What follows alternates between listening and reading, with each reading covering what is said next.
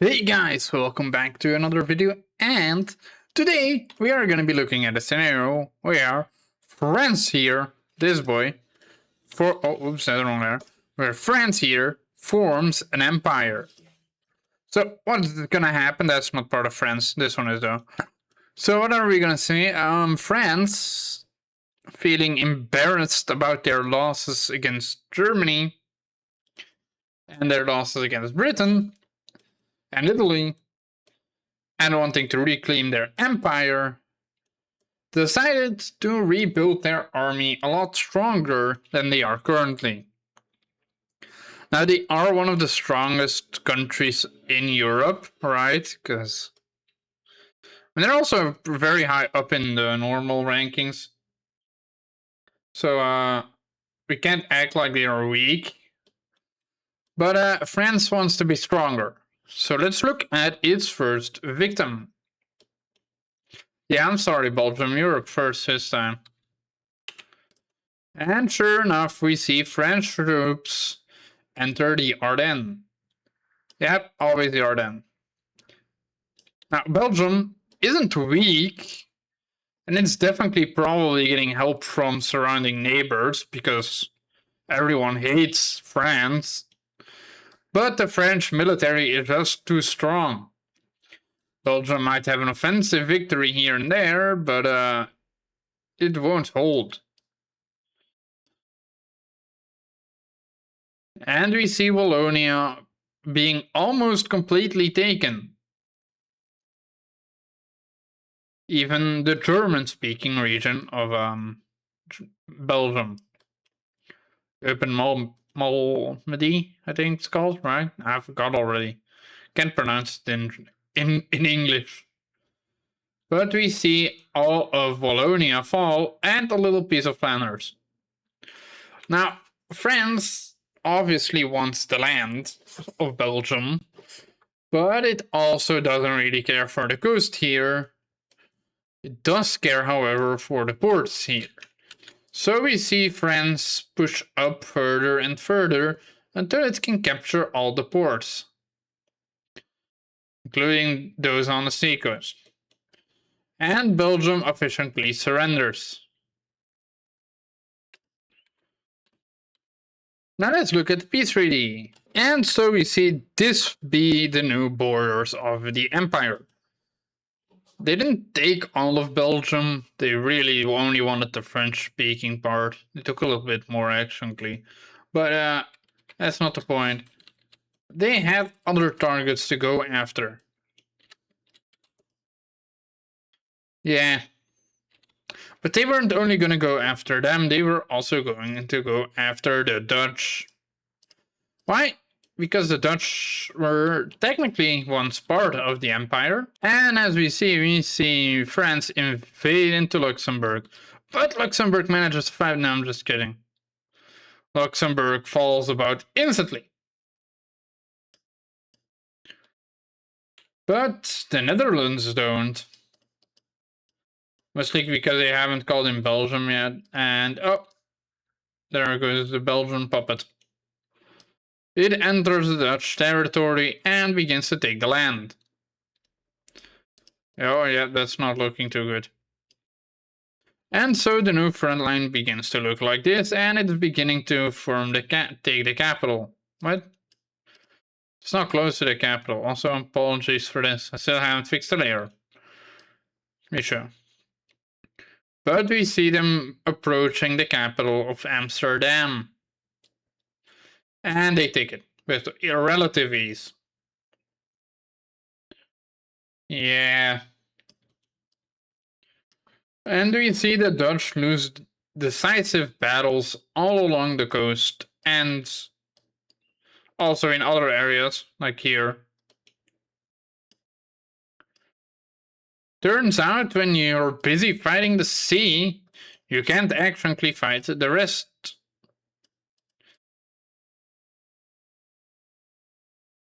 Because the sea has one major disadvantage. It struggles to come on land. These guys don't. They already live on land. So they're just marching through. And with relative ease. Yeah. and the Netherlands is forced to surrender. Now, let's look at the peace treaty. And so we see the new borders of the new empires. We have the Belgian puppets, and we have France. France only took Luxembourg, by the way. Belgium took the rest. But as you can see, this isn't independent, okay? You can see the line here, but it's not actually, oops. It's not actually gonna be there in a second. And so this is the new borders. Germany gets that part of the Netherlands, Belgium gets most of it, and France gets only Luxembourg. Good peace treaty, right? Anyway, France is not finished yet, as there is one target that it feels ready now to take on. Germany. And sure enough, oops, wrong layer. It declares war and actually is gonna see help from someone. But not yet. France is first gonna be invaded by Germany here. And here. Following the historical lines of actual battles. Totally not. Don't look it up, it's not accurate at all. But we see Germany invading into Belgium, former Belgian territory and Luxembourg. Basically re-establishing Luxembourg, but it also pushed a little bit into the Maginot, but not far. Because of defenses and such, you know. But this front line is gonna be soon the last thing that lives, because Belgium had a friend. No, I'm just kidding. France had a friend, and it was called Poland. Yeah, Poland, tired as well of German expansion for the last 60 years. It's been longer. It's been like 90. It's been a while. Wow. Other one was over 100 years ago. Who would have thought that? Anyway, you see Poland making a very good push into Germany. And yeah. It was mostly thanks to the help of French troops, though, that they were pushing this far. But yeah, it was working. As the French and Polish militaries continued the advance, forcing Germany to abandon this front line very well, and causing many issues, including French retaliation into what is technically the heartland of Germany. So, oops. Germany, you're not doing your job, buddy. You're supposed to beat France, and we should be able to laugh. Like, ha ha ha ha. Anyway, it's not your video today, Germany. Sorry. Anyway, we see France and such, and Belgium invade into what used to be the Netherlands, but now is part of Germany. And we see them continue to push, taking over an actual good portion of Germany.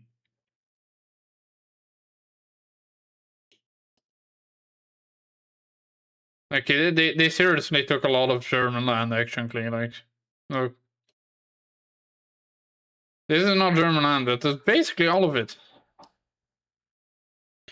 But we see the Belgians push up here and take over this part of the Netherlands, of former Netherlands territory.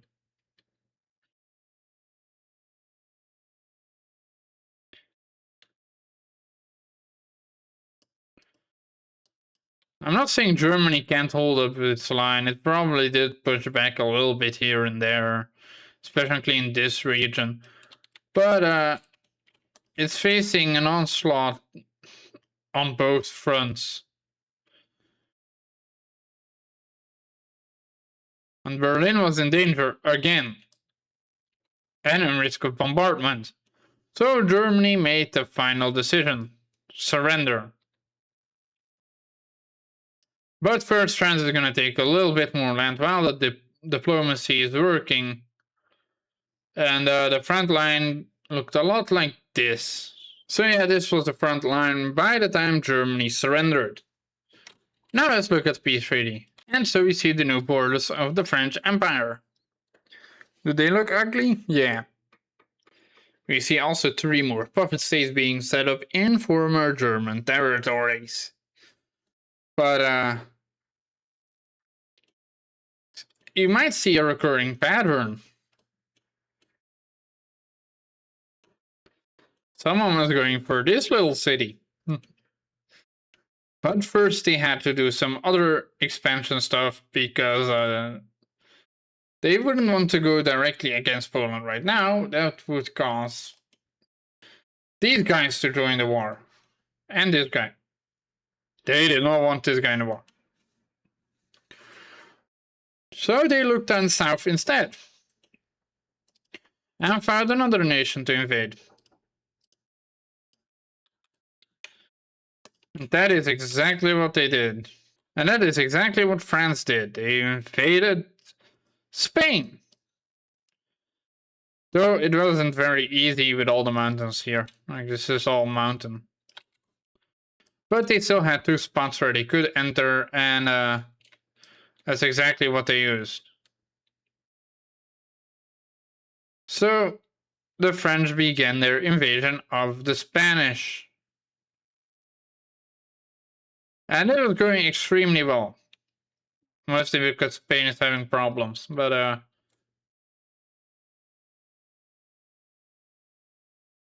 also because France is probably like buffed by 50%, like.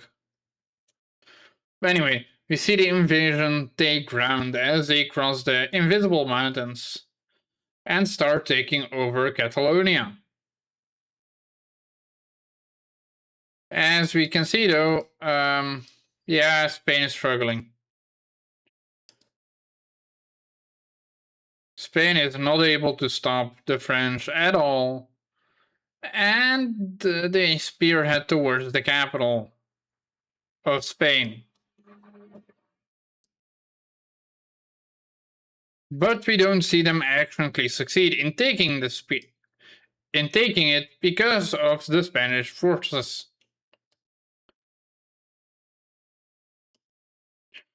But Spain, unable to keep fighting, as it was slowly losing anyway, like it basically lost all of its north, decided maybe it was best to surrender. And they did when they realized this part of the country was now cut off from them. By way too many fronts. I mean, look how big the front is here. Forget that you have to fight like this. Somehow freedom. That's not possible. So Spain decided to be rational and surrender in the hopes for a more civilized peace treaty. Let's look at it. And so you see Spain being made into another puppet state. Now, this is already a big French empire. And realistically, I think they would have left it off at this. But I'm not realistic, so let's just continue and see what happens. France. Oh. They want to go after Africa? Maybe. But there were 2 mountain countries here that they definitely wanted part of. 3. Can't forget Liechtenstein. And so we see the French invasion officially start of the 3 Alpine mountain countries. Well, technically 2, but I'm gonna count Italy. I'm gonna count Italy as Alpine because they're in the Alpines. So we see a swift invasion of the Swiss border and the plateau it was on. But crossing the mountains here proved a little bit more difficult. As they struggled, and struggled. But eventually they did get past and began taking up what they couldn't take. And so we see the invasion actually go pretty good for France. We see them efficiently take out these two countries, aka Switzerland and Liechtenstein, and then focus its effort on Italy, who also was quick to surrender because it did not want a prolonged war. And so, let's look at the peace treaty. But this wasn't the end yet, guys. Look, we France took this, by the way. Switzer is part of the Swiss. Part of the Swiss mountains, right? Yeah.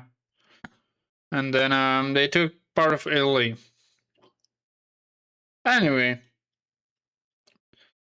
they weren't quite finished yet because there were a few problems. They can't get to Russia yet. Russia is protected by two more countries. One was eager to help them out, sure. But they were quite problematic. As in, France didn't trust them. But France was not going to let that stop them. So they began their invasion of Poland. Now, France was already very strong, so it was definitely not struggling against Poland anymore. I'm not going to say Poland is weak, but I mean, they're facing this France. I think it's fair to say this France would easily beat up Poland in its current state. So that's exactly what we see happening. The French quickly push them back to the former German border, and they retake the islands that they gave up to Poland. Poland, hurt, confused, and probably shocked, tried to regain their footing, but was failing. As the French army pushed harder, farther, and better. And we saw them bring in even more manpower and more soldiers, forcing this entire section to collapse. And we saw the French pushing further, now bordering Kaliningrad, and efficiently able to threaten Russia. Luckily for them, Poland was not surrendering yet, so they had to wait. But Poland was close to surrendering as Warsaw was taken, and yeah. So let's look at this peace treaty. And guys, this is the official new borders of the empire. Prussia was re-established with more land than they had before, and the Duchy of Poland, or Warsaw, was also established with France taking this for themselves. Now, probably France would expand into the Balkans and then try to face on Russia. But I think this is a good empire for France. And I feel like France would stay here for a couple 50, 60 years maybe to stabilize the empire. Because they're technically existing of a lot of angry neighbors. All who want revenge on them, yeah, so that's gonna be it for today's video. Thanks for watching, guys. I'll see you next episode, and if you have any suggestions, let me know in the comments down below. Was it good? Was it weird? Was it both?